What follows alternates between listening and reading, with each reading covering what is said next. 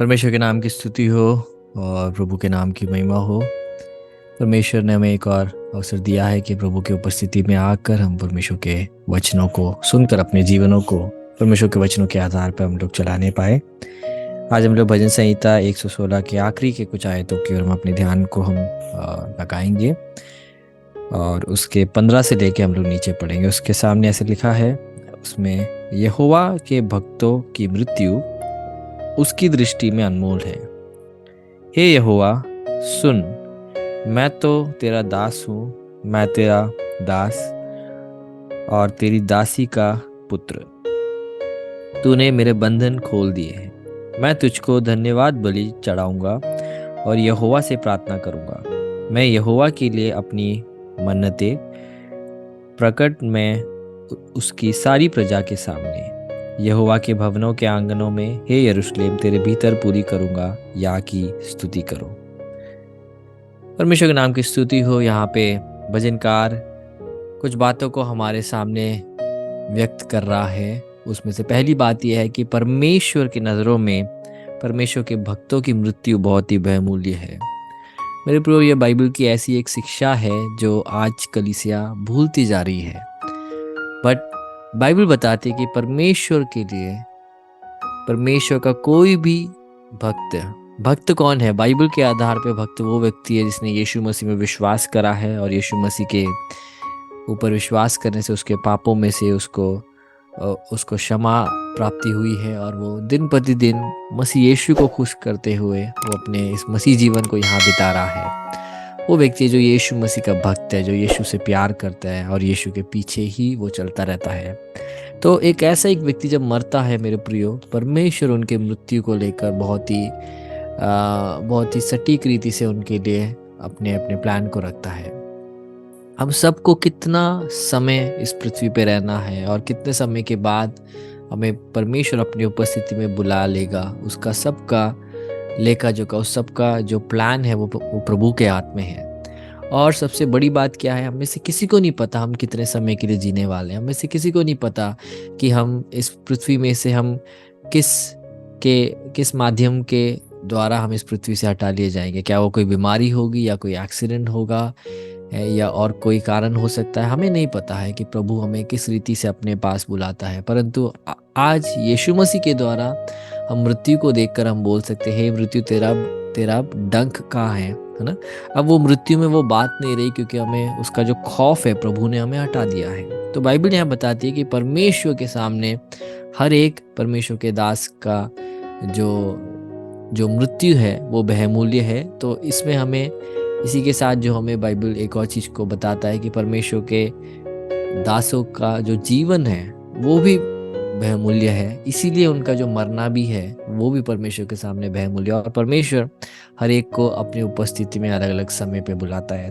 तो धन्यवाद हो उस परमेश्वर का जो हमारा पैदा होना, हमारा जीना और यहाँ तक कि हमारे मरने के विषय में भी सटीक रीति से अपनी उपस्थिति में वो लेखा जोखा रखता है। आगे के आयत में ऐसे लिखा है कि भजनकार बोल रहा है कि हे परमेश्वर तू सुन ले, मैं तेरा दास हूँ, है ना।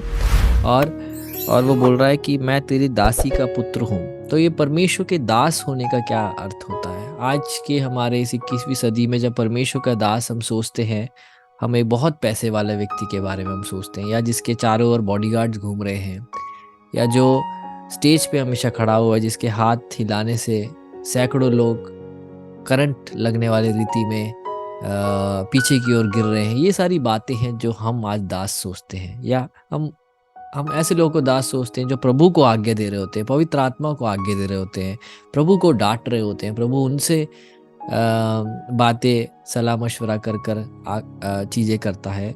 ऐसा है जो हमें चित्रण दिया जाता है। परंतु बाइबल के आधार पे दास कौन है? दास वो व्यक्ति है जो प्रभु की ओर से सुनकर वो कार्य को करता है, क्योंकि प्रभु हमें बाइबल में एक मालिक के रूप में और हम उनके दास के रूप में बाइबल में काफ़ी जगह वहाँ पे लिखा गया। तो प्रभु का दास का क्या मतलब है कि वो व्यक्ति प्रभु के द्वारा चलाए जाने वाला व्यक्ति है, और वो नहीं है जो श्रेष्ठ है ना। आज हम क्या देखते हैं कि प्रभु के दास प्रभु से भी श्रेष्ठ हैं, इस रीति से अपने आप को वो दिखाते हैं। परंतु बाइबल बताता है कि परमेश्वर है जो श्रेष्ठ है, परमेश्वर है जो जो आदर के योग्य है और जो महिमा के योग्य है। तो यहाँ पे भजनकार अपने आप को प्रभु के दास के रूप में बता रहा है और वो अपनी नम्रता को और दीनता को दिखाते हुए ही अपनी माता के विषय में भी बताता है कि कैसे वो परमेश्वर की दास थी, है ना? तो हम सबको हमें परमेश्वर के हमें दास और दासी हमें होने हैं ताकि हम लोग परमेश्वर की हम सेवा कर सके। हालेलुया।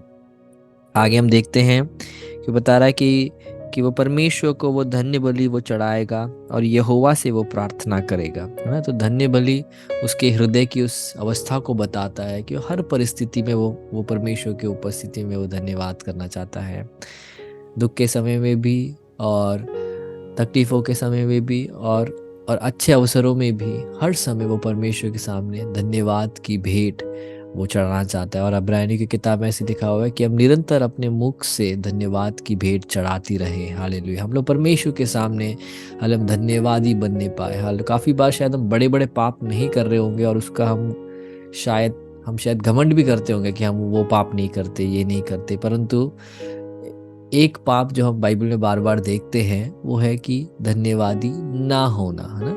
इजरायलियों को परमेश्वर मिस्र देश से बाहर लेके आया, बट हम कभी नहीं देखते इजरायलियों ने कभी परमेश्वर को धन्यवाद कहा। हालेलुया। परंतु हम क्या देखते हैं, धन्यवादी ना होने के कारण वो कुड़कुड़ाने लगते हैं। वो प्रभु ने जो बड़े काम करे हैं उसको वो भूल कर, जो उनके पास नहीं है, जो उन्हें अभी नहीं दिख रहा है, उसके लिए वो रोने लग गए और वो कुड़कुड़ा कर बोलने लग गए, क्या मिस्र देश में ये चीज़ नहीं था, फिर प्रभु हमें यहाँ क्यों लेके आए? यहाँ लेके आने का क्या फ़ायदा है? हम तो वापस ही हमें जाना चाहिए, वहाँ हमारी ज़िंदगी और अच्छी थी। परंतु मेरे प्रियो, कुड़कुड़ाना हमें छोड़कर हमें परमेश्वर को धन्यवाद करना है। हमारे पास अगर बहुतायत है उसके लिए भी धन्यवाद करना है, हमारे पास कम है उसके लिए भी धन्यवाद करना है। परमेश्वर हर एक जीवन हमारे आसपास हम जिन लोगों की भी ज़िंदगियों को देखते हैं उनके आधार पे नहीं हमको अपने आप को परखना है, परंतु परमेश्वर ने हमें जो भी दिया है उसके लिए हमें धन्यवादी होना है। और आखिरी के 2 आयत में वो बता रहा है कि वो परमेश्वर के लोगों के सामने वो प्रभु से उसने जो मन्नत मांगा है, प्रभु के सामने उसने जो निर्णय लिया है उसको वो पूरा करेगा। तो आज हमें भी मेरे प्रियो ऐसे एक निर्णय पे आना है कि प्रभु मैंने आपसे जो भी वायदा किया है कि मैं आपके लिए करूँगा, मैं आपके राज्य के लिए खड़ा होऊंगा, मैं अपने आत्मिक जीवन को मैं और बढ़ोतरी की ओर लेके जाऊँगा, मैं प्रार्थना में और समय व्यतीत करूँगा, मैं बाइबल के अध्ययन में अपने आप को मैं लीन करूँगा।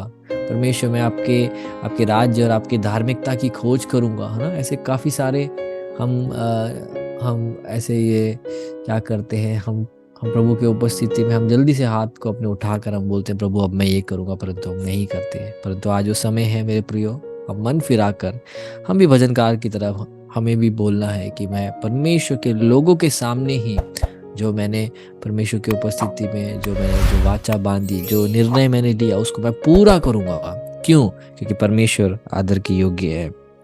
और बता रहा है कि यहोवा के भवन के आंगनों में हे यरूशलेम तेरे भीतर पूरी करूँगा, या की स्तुति करो, है ना?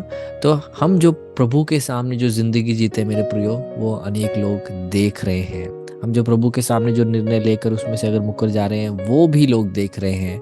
और प्रभु के सामने जो हम एक कमिटमेंट में जो एक ज़िंदगी है ना, बिना किसी कॉम्प्रोमाइज़ के, शैतान के किसी भी चाल के सामने घुटने ना टेकते हुए जो हम खड़े होते हैं, उससे कितने लोग उत्तेजित होते हैं, कितने लोगों पे प्रभाव पड़ता है वो अगर हम जानते हैं मेरे प्रियो। हम सब के सब हम नए नए निर्णय लेना छोड़कर पुराने जो निर्णय हमने लिए हैं, जो वायदे हमने करे हैं, उसको हमें पूरा करना है। हालेलुया। आज हम लोग वचन सुनने के बाद हम अपने आप को हम प्रभु की उपस्थिति में हम लोग नम्र करके हमने बीते दिनों में जो निर्णय लिए हैं उस सब को हमें पूरा करना है और उसी के बाद ही हमें नया लेना है। हालेलुया। हमने अगर पहले के अगर निर्णय को अगर पूरा नहीं करा है, उसके बाद अगर हम नया ले रहे हैं उसको भी हम कहाँ से पूरा करेंगे, क्योंकि ऑलरेडी इतने सारे वायदे हमने प्रभु की उपस्थिति में हमने किए, बट हमने कुछ अगर नहीं करा तो हम क्या है, हम प्रभु की उपस्थिति में हम अभागे हम ठहरेंगे। हालेलुया। इसलिए हम अपने आप को हम नम्र करें और हम